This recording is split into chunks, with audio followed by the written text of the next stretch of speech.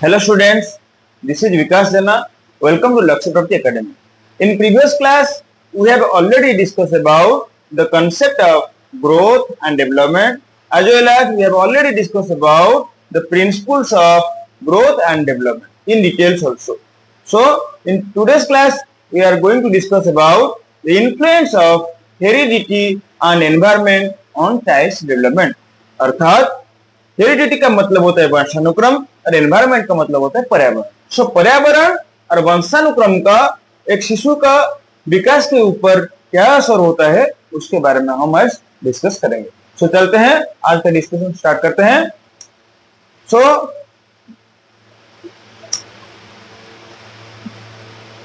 Development क्या है पहले समझेंगे, थोड़ा डिस्कस करेंगे डेवलपमेंट का कंसेप्ट क्या है।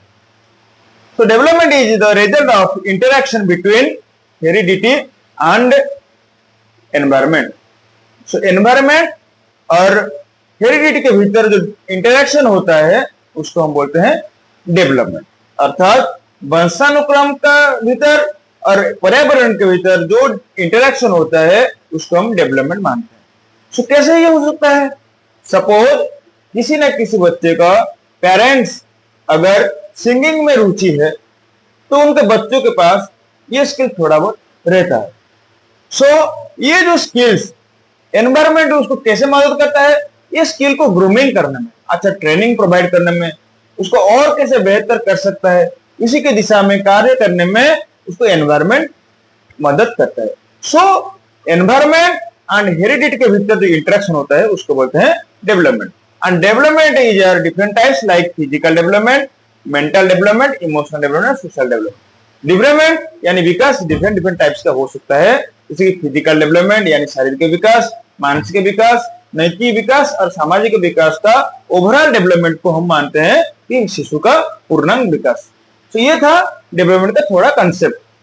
नेक्स्ट डिस्कशन करते हैं कि इन्फ्लुएंस ऑफ हेरिडिटी या नेचर ऑन डेवलपमेंट।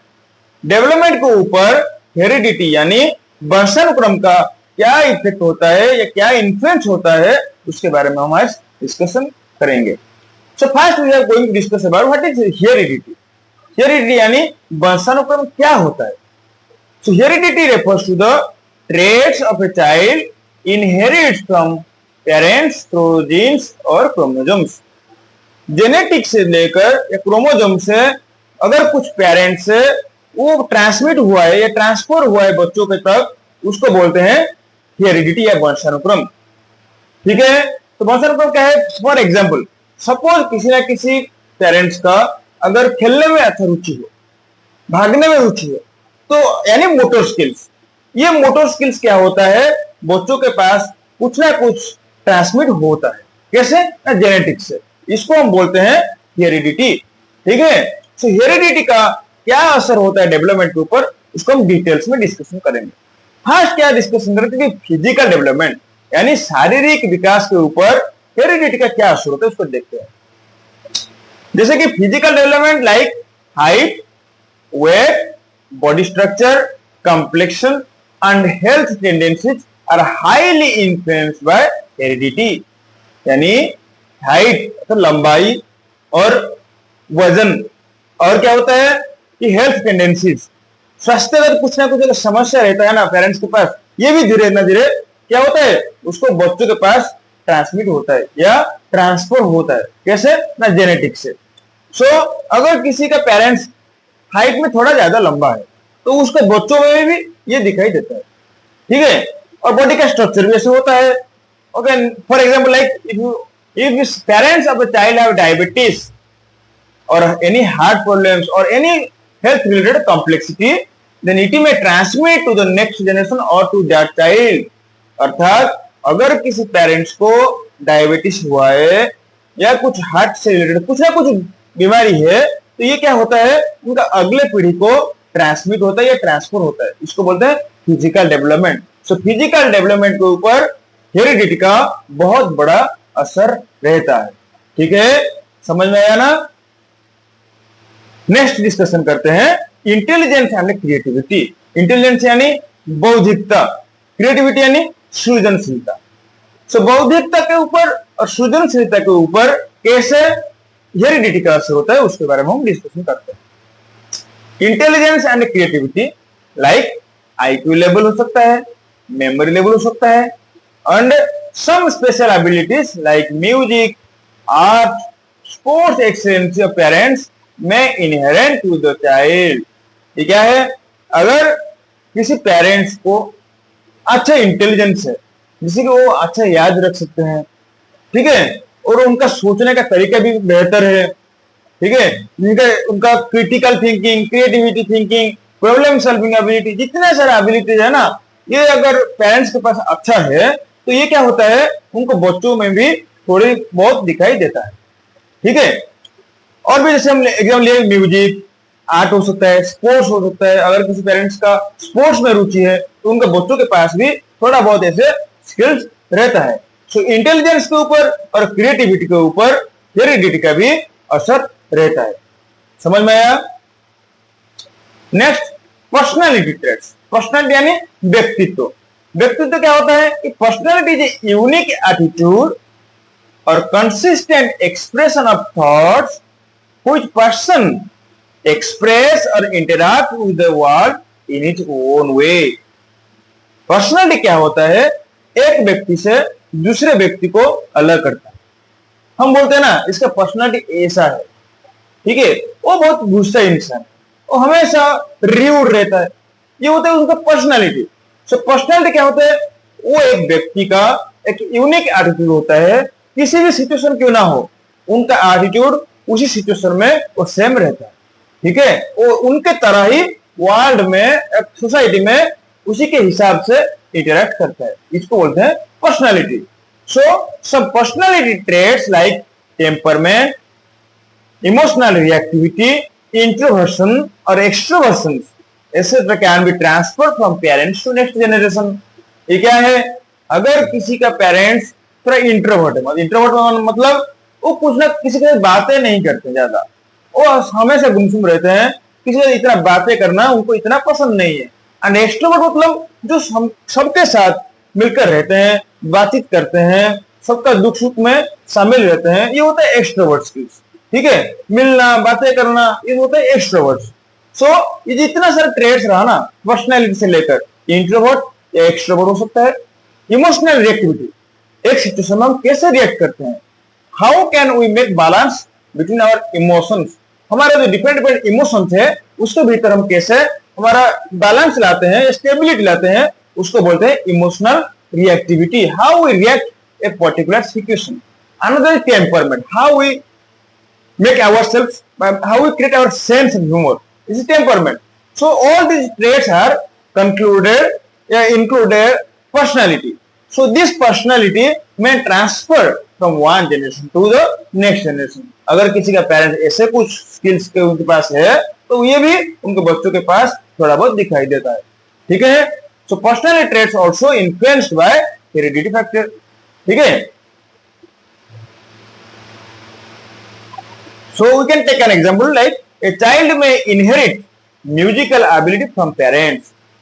पेरेंट्स से लेकर उनके बच्चों के पास थोड़ा बहुत क्या होता है, म्यूजिक से लेकर कुछ ना स्किल्स रहता है, but whether it develops and for proper grooming it depends on environment which he has। और इसको बढ़ाना है, ये जो म्यूजिक स्किल्स उनके पास है और उसको बेहतर करना है, इसके लिए क्या चाहिए कि एनवायरमेंट का थोड़ा बहुत मदद है। जैसे मैंने शुरू से किया था कि अगर किसी के पास अच्छा स्किल्स है, उसको बढ़ोतरी करने के लिए, उसको और बेहतर बनाने के लिए हमको एनवायरमेंट का हेल्प चाहिए, क्योंकि एनवायरमेंट में डिफरेंट इंस्टीट्यूशंस रहता है, जैसे कि अच्छा म्यूजिक स्कूल्स रहता है, म्यूजिक टीचर्स मिलते हैं, अगर उनको अच्छे से ग्रूमिंग किया जाएगा तो ये स्किल का अच्छा इस्तेमाल हो सकता है।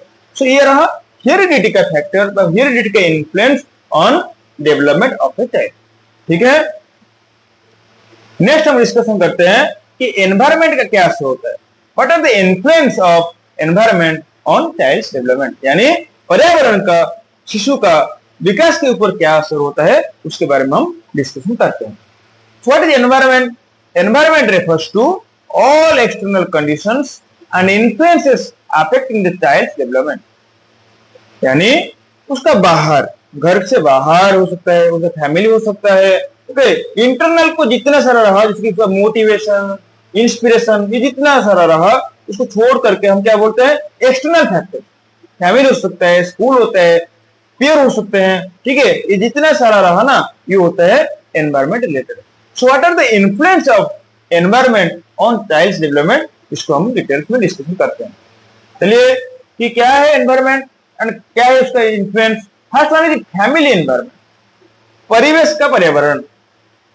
सो परिवेश का पर्यावरण कैसे शिशु का विकास के ऊपर इन्फ्लुएंस करता है, उसके बारे में डिस्कशन करेंगे। You know, family is a place where the foundation of the child get started. एक शिशु का अगर कैरियर हो सकता है, एजुकेशन हो सकता है, सब कुछ क्या से शुरू होता है, फैमिली से। So family plays an important role in shaping the career या shaping the personality of a child.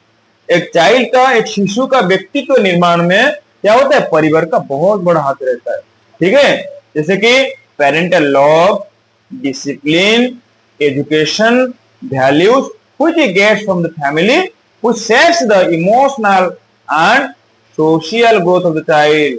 ये क्या करता है, समाज से, वो परिवार से जो डिसिप्लिन वो सीखता है, और शिक्षा जो परिवार से उसको मिलता है, और जो पेरेंट्स से उसको जो लव प्यार मिलता है, और क्या होता है, उसको जो वैल्यू वो उनका परिवार उसको सिखाते हैं, क्या करना चाहिए क्या नहीं करना चाहिए, ये उनका व्यक्तित्व में बहुत बड़ा असर डालता है, ठीक है। सो परिवार एक ऐसा हिस्सा प्ले करता है, ऐसे इंपोर्टेंट रोल प्ले करता है किसके लिए ना, इमोशनल स्टेबिलिटी या इमोशनल ग्रोथ के लिए और सोशल ग्रोथ के लिए भी। इमोशंस को, भावनाओं को कैसे वो प्रोटेक्ट कर सकता है, वो कैसे डेवलप कर सकता है, इसके लिए परिवार का बहुत बड़ा हाथ रहता है, ठीक है। सो ये होता है फैमिली का इम्पैक्ट ऑन चाइल्ड डेवलपमेंट।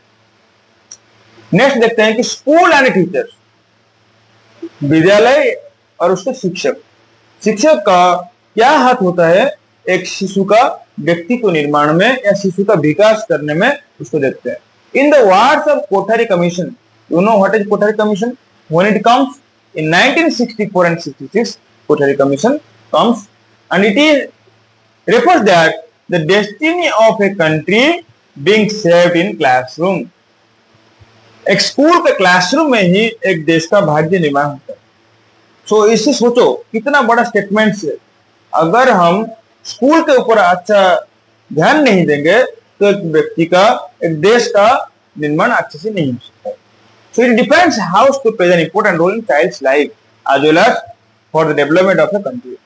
एक शिशु का जीवन में भी और देश निर्माण में भी क्या, किसका, क्लासरूम का बहुत बड़ा रोल होता है। So quality of teaching and peer discussion या interaction and encouragement may decide how the learning will happen and personality of the child will be shaped। अगर अच्छा हम इंटरेक्शन नहीं करेंगे स्टूडेंट के साथ, अगर मेथड ऑफ टीचिंग इतना अच्छा नहीं है, जैसे कि अभी एनईपी 2020 हिसाब से और थोड़ा बेहतर हुआ है मेथड ऑफ टीचिंग हर दिशा में।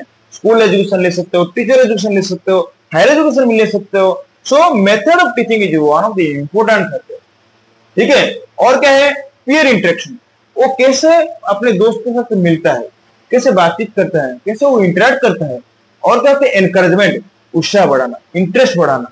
तो ये सब होता है ना, क्या होता है ना, स्कूल एंड टीचर्स दोनों इंपोर्टेंट रोल प्ले करते हैं।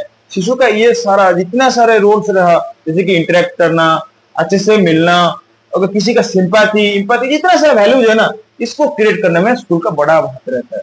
सो school plays an important role in shaping the future of the country as well as child development, ठीक है।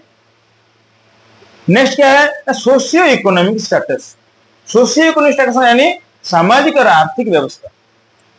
Socio economic condition of the family may influence the growth and development of the child. कैसे ये करता है, सामाजिक स्थिति और आर्थिक स्थिति। अगर पेरेंट्स बहुत गरीब है, वो क्या सच में जितना न्यूट्रिशन चाहिए उनको बच्चों को वो दे सकते हैं, नहीं ना। So proper nutrition, health care and opportunities यानी अवसर for the activities affect physical and intellectual growth of the child. अगर हम अच्छे से न्यूट्रिशन नहीं दे सकते हैं, उसको अच्छा अपॉर्चुनिटी यानी अवसर नहीं देते कि ये तू तेरा जो मर्जी कर, तुझे जो भी करना है, तेरा जो किसी भी फील्ड में तेरा इंटरेस्ट है, तू उसी के ऊपर ध्यान दे। ये कभी हो सकता है अगर फैमिली का सोशियो एंड इकोनॉमिकल कंडीशन अगर अच्छा है, तभी ये पॉसिबल हो सकता है ना। सो फैमिली का socio economic condition plays an important role in the development या ग्रोथ ऑफ द चाइल्ड। ठीक है, समझ में आया ना। I think it is very easy points, क्योंकि सोशियो एंड इकोनॉमिक, अगर हमारा सामाजिक स्थिति और आर्थिक स्थिति अच्छा नहीं रहेगा, कभी भी एक शिशु का डेवलपमेंट अच्छे से नहीं हो सकता है। नेक्स्ट है कल्चर एंड सोसाइटी, क्योंकि आज we all are social animal, क्योंकि हम समाज में रहते हैं। सो सोसाइटी का भी बहुत बड़ा हाथ होता है एक व्यक्तित्व का या शिशु का विकास में। ठीक है, so child's outer society traditions, language, social norms which belongs may guide moral and social development of the child. जहां पर एक शिशु रहता है, उनका आसपास में जितना ट्रेडिशंस है, उनका लैंग्वेज कैसे बोलते हैं, ओके, एंड सोशल नॉर्म्स, उनका वैल्यूज क्या है सोसाइटी का, ये डिसाइड करता है सोशल बच्चों का डेवलपमेंट में। कैसे? क्योंकि समाज में उनको क्या सीखने मिलता है? Cultural values. कल्चरल वैल्यूज क्यों जरूरत है? सोशल डेवलपमेंट के लिए। अगर हम सोशल डेवलपमेंट चाहते हैं तो उसका समाज यानी उसका एनवायरमेंट, आउटर एनवायरमेंट अच्छा होना चाहिए। अगर समाज में हमेशा झगड़ा मारपीट ऐसे ही रहेगा तो बच्चे क्या सीखेगा, है ना। सो समाज का ट्रेडिशंस, संस्कृति और क्या ना उसका भाषा, ये सब क्या करते हैं? व्यक्ति का, शिशु का डेवलपमेंट में असर डालता है। ठीक है, नेक्स्ट क्या है? Life experience. हम एंटायर जिंदगी में जो एक्सपीरियंस करते हैं, जो अनुभूति हमको होता है ना, ये हमारा डेवलपमेंट में भी असर डालता है। कैसे? क्योंकि through out the life child gate internal and external motivation. पूरा लाइफ हमको इंटरनल मोटिवेशन मिलता है और एक्सटर्नल मोटिवेशन यानी इंस्पिरेशन हम सीखते हैं बाहर से, सोशल मीडिया से, यूट्यूब से, हर किसी दिशा से हमको कुछ ना कुछ सीखने मिलता है और मोटिवेशन भी मिलता है विद प्रैक्टिस। और भी क्या होता है, ये मोटिवेशन सिर्फ होगा तो कभी कम नहीं हो सकता है, उसको प्रैक्टिस करना चाहिए। क्योंकि उनको मकसद में पहुंचना है, एक लक्ष्य को प्राप्त करना है, तो क्या करना पड़ेगा? उसको प्रैक्टिस करना पड़ेगा। मोटिवेशन चाहिए और प्रैक्टिस भी करना चाहिए।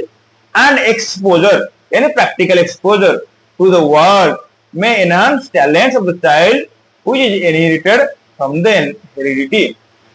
यानी वंशानुक्रम से उसको जो भी कुछ स्किल्स मिला है, ओके, इसको अगर उसको और अच्छा एक्सपोजर मिल जाएगा ना, तो और ग्रूमिंग अच्छे से हो सकता है और भी वो अच्छा परफॉर्मेंस दे सकता है।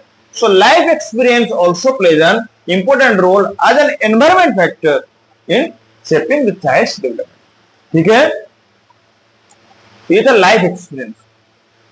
सो ये थोड़ा बहुत रहा क्या है कि हेरिडिटी का क्या इन्फ्लुएंस होता है और एनवायरमेंट का क्या इन्फ्लुएंस होता है। नेक्स्ट देखते हैं कि दोनों का क्या रिलेशन है, यानी inter relation of heredity and environment. वंशानुक्रम का और पर्यावरण के दोनों के भीतर क्या डिफरेंस है। Heredity provides potential and base. वंशानुक्रम क्या करता है? एक बच्चों को कुछ ना कुछ सामर्थ्य यानी पोटेंशियल जन्म से उसको प्रोवाइड करता है, यानी बेस प्रोवाइड करता है। And environment provides opportunity and direction. परिवेश में पर्यावरण क्या करता है? उसको अपॉर्चुनिटी प्रोवाइड करता है, उसको अवसर देता है आगे बढ़ने के लिए। ठीक है, और डायरेक्शन दिखाता है कैसे उसको आगे बढ़ना है। परिवेश भी या पर्यावरण भी उसको हेल्प करते हैं, क्योंकि पर्यावरण में बहुत सारे इंस्टीट्यूशन आते हैं, जैसे सोसाइटी, स्कूल्स, टीचर्स, सब आते हैं।